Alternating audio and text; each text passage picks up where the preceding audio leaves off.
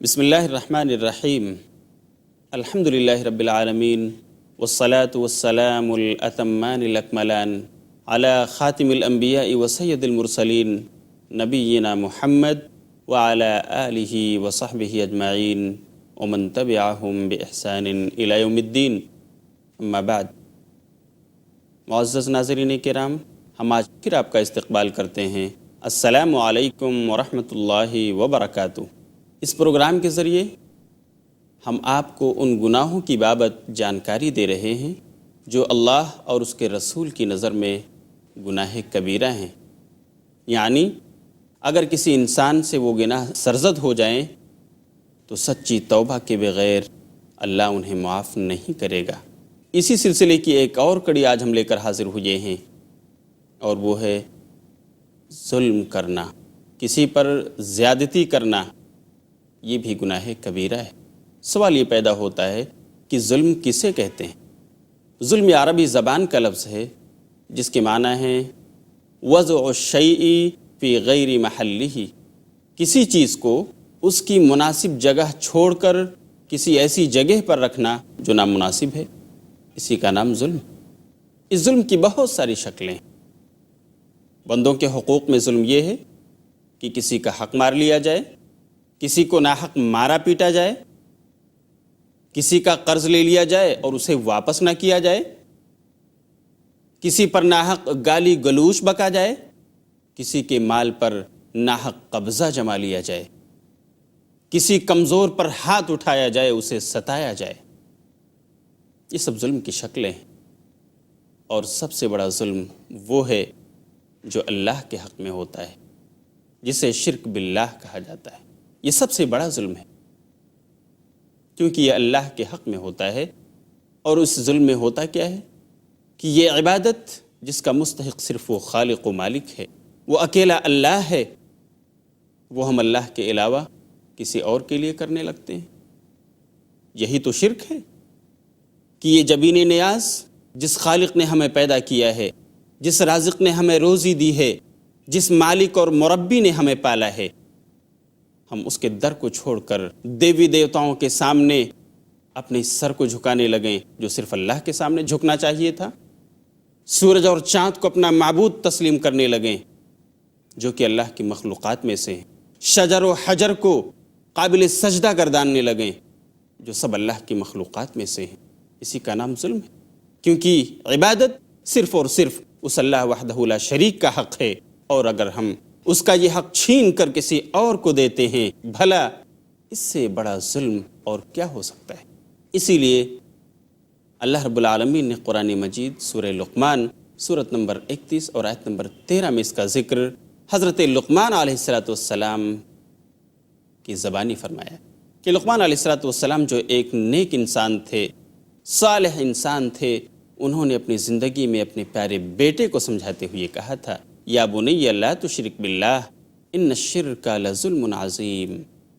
اے میرے پیارے بیٹے، اے میرے چہیتے، اے میرے فرزند، دیکھو تم اللہ کے ساتھ کسی کو اس کی عبادت میں شریک نہ کرنا۔ ان الشرک لظلم عظیم، کیوں؟ اس لیے کہ شرک یہ سب سے بڑا ظلم ہے، اللہ اسے معاف نہیں کر سکتا۔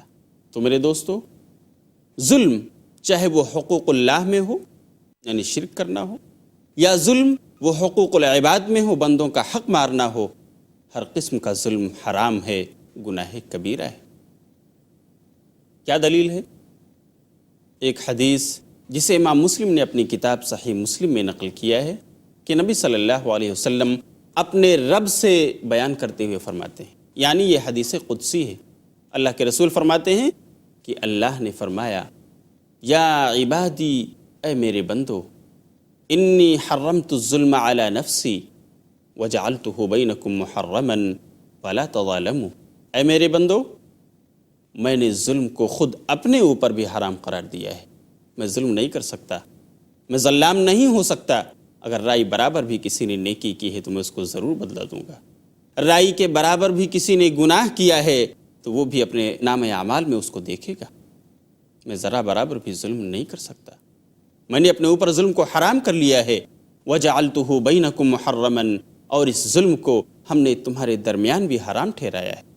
فلا تظالموا، تو دیکھو آپس میں ایک دوسرے پر ظلم نہ کرو، کیونکہ یہ حرام ہے، گناہ کبیرہ ہے۔ میرے دوستو، ہر قسم کا ظلم، چاہے وہ بندوں کے حق میں ہو یا اللہ کے حق میں ہو، یہ حرام ہے اور گناہ کبیرہ ہے۔ لیکن اس کے باوجود بھی اگر کوئی ظلم کرتا ہے، زیادتی کرتا ہے، اللہ کی متعین کردہ حدود کو پھلانگتا اور تجاوز کرتا ہے، تو ایسا شخص ملعون ہے، اللہ کی لعنت کا وہ مستحق ہے۔ قرآن کریم نے سورہ ہود سورت نمبر 11 اور آیت نمبر 18 میں ارشاد فرمایا ہے، الا لعنت اللہ علی الظالمین، سن لو، خبردار ہو جاؤ، اللہ کی لعنت ان پر ہے جو ظلم کرنے والے ہیں۔ وہ اللہ کی لعنت کے مستحق، وہ ملعون و مردود ہیں، اور جس پر اللہ کی لعنت ہو، جسے اللہ قابل لعنت گردانے، تو ایسا ہر گناہ کبیرہ کہا جاتا ہے۔ وہ گناہ بڑے گناہوں میں سے ہوتا ہے جو گناہ بغیر توبہ کے معاف نہیں کیے جا سکتے۔ اور اسی طرح ظالموں کے بارے میں اللہ نے یہ خبر بھی دی ہے کہ اگر کوئی ظلم و زیادتی کرتا ہے تو کامیابی اس کا مقدر نہیں ہو سکتی۔ ممکن ہے وہ اس دنیا میں کسی کا حق مار لے اور ظاہری طور پر اپنے آپ کو کامیاب سمجھ رہا ہو، لیکن حقیقی کامیابی جو آخرت کی کامیابی ہے، یہ اس کا مقدر نہیں۔ میں نہیں کہتا، یہ اللہ کا پاک کلام قرآن مجید کہتا ہے۔ سورہ یوسف سورت نمبر 12 اور آیت نمبر 23 میں اللہ ارشاد فرماتا ہے، انہ لا یفلح الظالمون، کہ بے شک ظالم لوگ کامیابی نہیں پائیں گے۔ کس کی دی ہوئی خبر ہے؟ ہم انسانوں کی نہیں، اس اللہ احکم الحاکمین کی، جو ہمیشہ سچا بولنے والا ہے، جو کسی پر ظلم کرنے والا نہیں۔ اس سچے نے یہ خبر دی ہے جو کبھی بھی جھوٹی بات نہیں ہو سکتی۔ اس لیے ہمیں، اگر ہم ظلم و بربریت سے کام لے رہے ہیں، ہم نے کسی پر ظلم و زیادتی کے ہاتھ اٹھائے ہیں، تو ہمیں اپنا محاسبہ کرنا ہو، ورنہ کل قیامت کے دن یہ ظلم ہمارے لیے تاریکیاں بن جائے گا اور ہم اس اندھیرے میں بھٹکتے پھریں گے۔ اللہ کے رسول کی حدیث کہتی ہے، بخاری اور مسلم نے اس روایت کو نقل کیا ہے، اللہ کے رسول صلی اللہ علیہ وسلم فرماتے ہیں، الظلم ظلمات یوم القیامہ، کہ جو بھی شخص یہاں ظلم کرتا ہے، دوسروں پر زیادتی کرتا ہے، تو قیامت کے دن یہ ظلم اس کے لیے تاریکی اور اندھیرا بن جائے گا، جس میں وہ ٹامک ٹوئیاں مارتا رہے گا، بھٹکتا پھرے گا، اسے کچھ سجھائی نہ دے گا۔ اسی طرح ایک حدیث میں، جسے امام مسلم نے روایت کیا ہے، اللہ کے رسول صلی اللہ علیہ وسلم فرماتے ہیں، وہ شخص جو دوسروں پر ظلم و زیادتی سے باز نہیں آئے گا، تو کل قیامت کے دن اس کا یہ ظلم اس کے لیے تاریکی اور اندھیرا بن جائے گا، جس میں وہ بھٹکتا پھرے گا، اسے کچھ سجھائی نہ دے گا۔ انسان نے اگر اپنے آپ کو ظلم و زیادتی سے نہیں باز رکھا، تو اس کا نقصان یہ بھی ہے کہ اگرچہ وہ اس دنیا میں اچھے کام کرتا رہا ہو، نمازیں پڑھتا رہا ہو، روزے رکھتا رہا ہو، حج کرتا رہا ہو، زکوٰۃ ادا کرتا رہا ہو، لیکن ظلم اور زیادتی سے نہ بچتا رہا ہو، تو کل قیامت کے دن خسارہ اس کے حصے میں آئے گا۔ وہ مفلس و قلاش بن جائے گا اور کوئی اس کی ہیلپ کرنے والا نہ ہوگا، کوئی اس کی مدد کو نہ آئے گا۔ جیسا کہ صحیح مسلم میں امام مسلم نے نقل کیا ہے، نبی صلی اللہ علیہ وسلم نے ایک بار صحابہ کی جھرمٹ میں یہ سوال کیا۔ صحابہ کی جھرمٹ میں آپ نے یہ صحابہ سے سوال کیا، اے صحابہ کرام بتاؤ، من المفلس، مفلس و نادار کون ہے، کسے سمجھتے ہو تم؟ صحابہ کرام نے جواب دیا کہ جس کے پاس درہم و دینار نہ ہو وہ مفلس سمجھا جاتا ہے۔ اللہ کے رسول نے کہا، لیکن کل قیامت کے دن مفلس وہ ہوگا جو نمازیں پڑھ کر آئے گا، روزے رکھ کر آئے گا، حج کر کے آئے گا، زکوٰۃ دے کر آئے گا، لیکن اس نے ظلم کیا ہوگا، کسی کو گالی دی ہوگی، کسی کو مارا پیٹا ہوگا، کسی کا حق ناجائز اس پر قبضہ کیا ہوگا، کسی کی مال و جائیداد اور اس کی پراپرٹی کو اپنا لیا ہوگا، کسی کمزور کو ستایا ہوگا، کسی پڑوسی کو تکلیف دیا ہوگا۔ یہ سارے مظلوم قیامت کے دن اللہ کے سامنے آ کر فریاد رسی کریں گے، اے اللہ ہمیں اس ظالم سے میرا حق دلا۔ چنانچہ اللہ ہر مظلوم کو اس کے ظلم کے بقدر اس ظالم کی نیکیاں ان میں بانٹ دے گا، اور آخر میں نتیجہ یہ ہوگا کہ ظالم کی تمام نیکیاں جب ختم ہو جائیں گی اور مظلوم باقی بچ جائیں گے، تو اللہ مظلوموں کے گناہ اٹھا کر ظالم کے گردن پر لاد دے گا، اور اس طرح ظالم نماز پڑھنے کے باوجود، روزے رکھنے کے باوجود، حج کرنے کے باوجود، زکوٰۃ دینے کے باوجود مفلس و قلاش بن جائے گا اور فرشتے اسے گھسیٹتے ہوئے جہنم رسید کر دیں گے۔ میرے دوستو، اللہ ہم سب کو ایسی مفلسی سے بچائے کہ یتیم کے ساتھ ظلم و زیادتی کرنا، وہ زیادتی جس قسم کی بھی ہو، بطور خاص اس کے مال کو ہڑپ کر لینا، یہ گناہ کبیرہ ہے۔ لیکن یہاں ایک سوال یہ پیدا ہوتا ہے کہ یتیم کون ہے؟ یتیم کسے کہا جائے گا؟ یتیم، اس کا روٹ ورڈ ہے یا تا میم، یتیما یتم یتمن، یتیم ہونا، یہ عربی زبان کا لفظ ہے۔ چنانچہ یتیم اس بچے یا بچی کو کہا جاتا ہے جس کے باپ کا سایہ بچپن ہی میں اس کے سر سے اٹھ گیا ہو، یعنی جس کے باپ کا اس کے بچپن ہی میں انتقال ہو گیا ہو اور وہ اپنی باپ کی گود میں زیادہ دنوں تک نہ کھیل سکا ہو یا نہ کھیل سکی ہو، تو وہ یتیم بچہ یا یتیم بچی کہلائے گی۔ یتیم کیا ہوتا ہے؟ یتیمی کیسی بری بلا ہے؟ اس کو کون سمجھ سکتا ہے؟ اس کو کون جان سکتا ہے سوائے اس یتیم کے؟ لیکن میرے دوستو، میں آپ کو بتانا چاہوں گا کہ یتیمی کیا ہے۔ یتیمی دراصل یہ کسی چمن کے پودے کا وہ پھول ہے جو پھول کھلنا تو چاہتا تھا، لیکن کھلنے سے پہلے اس کی شاخ کاٹ دی گئی، اور اب اس کے مقدر میں کمھلانا ہے، مرجھانا ہے، وہ کھل نہیں سکتا۔ آپ اندازہ کیجئے کہ ایک یتیم بچہ جس کا حق تھا کہ بچپن میں وہ کھیلے کودے کھائے مگن رہے، وہ بچہ یتیمی کی مصیبت کا مارا اپنے گھر سے دور پردیس میں بھیج دیا جاتا ہے۔ کیوں؟ اس لیے کہ اس کا باپ نہیں جو اسے کھلا سکے۔ آج اسے اپنے پیٹ کی تکلیف کو دور کرنے کے لیے، اپنے پیٹ کو بھرنے کے لیے اسے خود کما کر، محنت کر کے اپنے ماں اور اسی طرح اپنے پیٹ کا خیال کرنا پڑتا ہے۔ چنانچہ یہ بچہ یتیمی نے جس کے کھیل کود کو چھین لیا، یتیمی نے جس کے بچپنے کو چھین لیا ہے، یہ بچہ کہیں ممبئی اور دلی کے ہوٹلوں میں پلیٹ اور گلاسیں صاف کرتا ہوا نظر آتا، تو کہیں کرسی اور میزیں لگاتا ہوا نظر آتا ہے۔ یتیمی کیسی بلا ہے؟ ایسے بچے کی مصیبت میں جو اس کا سہارا بنے گا، جو اس کے سر پر دست شفقت رکھے گا، بھلا بتائیے وہ کس قدر اجر کا مستحق ہے۔ چنانچہ نبی صلی اللہ علیہ وسلم نے ایسے انسان کو جو کسی یتیم کے بچپنے میں اس کا سہارا بنے، اس کے کفالت کی ذمہ داری لے، اس کے سر پر دست شفقت رکھے، اللہ کے رسول نے ایسے انسان کو بشارت سنائی ہے اپنے قربت کی کہ کل قیامت کے دن وہ جنت میں مجھ سے قریب ہوگا، بالکل ایسے جیسے یہ 2 انگلیاں ہیں۔ بخاری اور مسلم کی روایت ہے، حضرت ابو ہریرہ رضی اللہ تعالیٰ عنہ روایت کے راوی ہیں، وہ کہتے ہیں کہ اللہ کے رسول نے فرمایا، انا وکافل الیتیم کہاتین، میں اور یتیم کی کفالت کرنے والا، یتیم کا سہارا بننے والا ایسے ہوں گے جیسے یہ 2 انگلیاں۔ آپ نے دونوں انگلیوں کے درمیان تھوڑا سا گیپ رکھا اور فرمایا اس قدر وہ یتیم کی کفالت کرنے والا مجھ سے قریب آ جائے۔ یہ ہے اس کی بشارت، یہ ہے اس کے لیے خوشخبری۔ لیکن اس کے برخلاف وہ لوگ جو یتیموں کو ستاتے ہیں، وہ لوگ جو یتیموں کے مال و جائیداد کو ناجائز ہڑپ کر جاتے ہیں، قرآن کریم نے ان کے لیے سخت وعید سنائی ہے، ان کو جہنم کی بشارت دی ہے۔ چنانچہ قرآن کریم نے سورہ نساء سورۃ نمبر 4 اور آیت نمبر 10 میں فرمایا، ان الذین یأکلون اموال الیتامی ظلما انما یأکلون فی بطونہم نارا وسیصلون سعیرا۔ اس کا مطلب ہے کہ بے شک وہ لوگ جو یتیموں کے مالوں کو باطل طریقے سے ظالمانہ طور پر کھاتے ہیں، در حقیقت وہ اپنے پیٹ کو انگار سے بھر رہے ہیں، آگ سے بھر رہے ہیں۔ وسیصلون سعیرا، اور کل قیامت کے دن وہ جہنم کی دہکتی ہوئی آگ میں ڈال دیے جائیں گے۔ یہ ان کا بدلہ ہے، یہ ان کی سزا ہے جو یہاں یتیموں کے ساتھ ظلم و زیادتی کرتے، ان کے مال پر ناجائز قبضہ جماتے ہیں۔ ایسے لوگ جو یتیموں کو ستاتے ہیں، ان کے لیے خسارہ یہ بھی ہے کہ کل قیامت کے دن تباہی اور بربادی ان کا مقدر ہوگی۔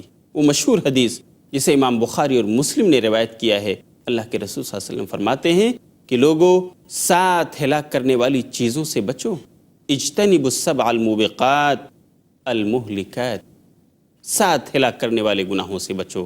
اور آپ نے ان 7 کو گناتے ہوئے ان میں ایک گناہ آپ نے یہ بتایا، وَأَكْلُ مَالِ الْيَتِيمِ ظُلْمًا، اور یتیم کے مال کو ظالمانہ طور سے کھانا، زیادتی اور ظلم کرتے ہوئے، یہ بڑا گناہ ہے، یہ ہلاک کرنے والا گناہ ہے۔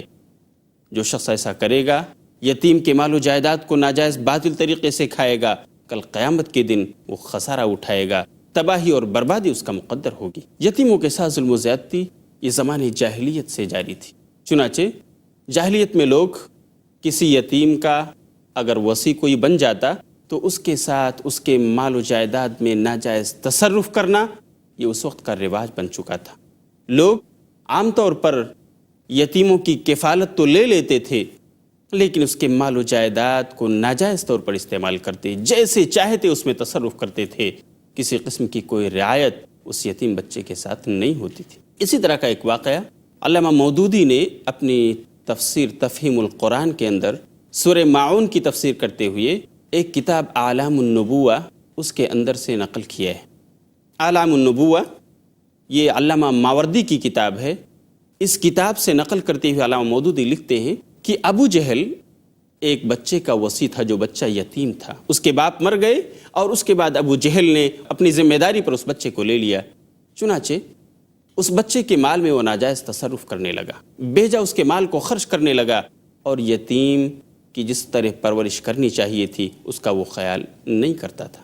ہوا یہ کہ ایک دن وہ یتیم بچہ بہت ہی پراگندہ اور خستہ حالت میں پھٹے پرانے کپڑوں کے اندر ابو جہل کے پاس پہنچتا ہے اور کہتا ہے کہ ہمارے ابو کا جو مال ہے اس میں سے آپ مجھے کچھ دیجئے، میرے لیے کپڑے کا انتظام کر دیجئے۔ لیکن ابو جہل جیسا ظالم انسان وہ اس یتیم بچے کو ٹھکرا دیتا ہے، اس کی باتوں پر دھیان نہیں دیتا۔ نتیجہ یہ ہوتا ہے کہ وہ بچہ وہاں سے واپس ہو جاتا ہے۔ راستے میں جا رہا ہوتا ہے کہ کفار قریش کے کچھ لوگ ملتے ہیں اور از راہ مذاق اس سے کہتے ہیں، مذاق کرتے ہوئے، جا محمد سے جا کر کہنا کہ ہمیں ہمارا حق دلا دے، وہ دلا دے گا تم کو، صلی اللہ علیہ وسلم۔ مذاق کیا تھا ان لوگوں نے، لیکن تھا وہ یتیم بچہ، اسے سوجھی اور وہ چلتے چلتے نبی صلی اللہ علیہ وسلم کے گھر پہنچ گیا۔ جا کر کہا، اے اللہ کے رسول، ابو جہل جن کے پاس ہمارے باپ کا مال، ہمارے باپ کی جائیداد ہے، ہم نے ان سے فلاں اور فلاں چیز مانگی لیکن انہوں نے نہیں دیا، مجھے دھتکار دیا۔ لوگوں نے کہا کہ جا کر ان سے مانگیے اور وہ تمہیں تمہارا حق دلائیں گے۔ اللہ کے رسول صلی اللہ علیہ وسلم اپنے گھر سے نکلتے ہیں، اس بچے کو ساتھ لیتے ہیں اور ابو جہل کے گھر پہنچتے ہیں۔ اس کے دروازے کو دستک دیتے ہیں، ابو جہل نکلتا ہے اور اس سے کہتے ہیں کہ اے ابو جہل، اس بچے کا تو وصی ہے، اس بچے نے اپنی ضرورت اپنے حق سے مانگی، اپنے باپ کی جائیداد سے مانگی اور تو نے اسے ٹھکرا دیا۔ اس کے باپ کا مال جو کچھ ہے اسے واپس کر، اسے اس کا حق دے۔ ابو جہل پر ایسی رعب طاری ہوئی، وہ اس قدر مرعوب ہوا کہ فوراً وہ گھر میں گیا اور اس نے اس یتیم بچے کے مال کو لا کر واپس کر دیا، اس کی ضروریات کو پوری کیا۔ اس وقت اللہ کے رسول وہاں سے واپس ہوئے۔ میرے دوستو، یہ ظلم و زیادتی جو یتیموں پر آج ہو رہی ہے کم نہیں۔ اس جاہلیت جدیدہ کے دور میں بھی وہ ویسا ہی ظلم کرتے نظر آ رہے ہیں جیسا ابو جہل جیسے لوگ کیا کرتے تھے، کہ وہ یتیموں کا مال تو اس کے ذمہ دار بن جاتے ہیں، لیکن یتیموں کی پرورش، ان کی پرداخت، ان کی تعلیم اور دوسری چیزوں کا انتظام اس طرح نہیں کرتے جس طرح کی وہ انسان، وہ یتیم بچہ اس کا ضرورت مند ہوتا ہے۔ ہمیں اپنے غریبان میں منہ ڈال کر سوچنا ہوگا، اپنا محاسبہ کرنا ہوگا کہ ہم یتیموں کے تئیں اپنا رویہ کیا رکھ رہے ہیں۔ ایسا نہ ہو کل قیامت کے دن ہمیں رسوائی اٹھانی پڑے اور یتیم ہم سے ہمارے حق کا مطالبہ کر بیٹھے۔ یہی وجہ ہے کہ نبی صلی اللہ علیہ وسلم نے ایک حدیث میں فرمایا، جو حضرت علی رضی اللہ تعالیٰ عنہ سے مروی ہے، صحیح حدیث ہے، کہ لوگوں مظلوم کی بد دعا سے بچو۔ گویا اللہ کے رسول نے اس بات کی طرف رہنمائی فرمائی ہے کہ ظلم کرنے سے بچو، یہ نوبت ہی نہ آئے کہ تم کو مظلوم کی بد دعا لگے، کیونکہ مظلوم کی بد دعا اور اللہ کے درمیان کوئی پردہ حائل نہیں۔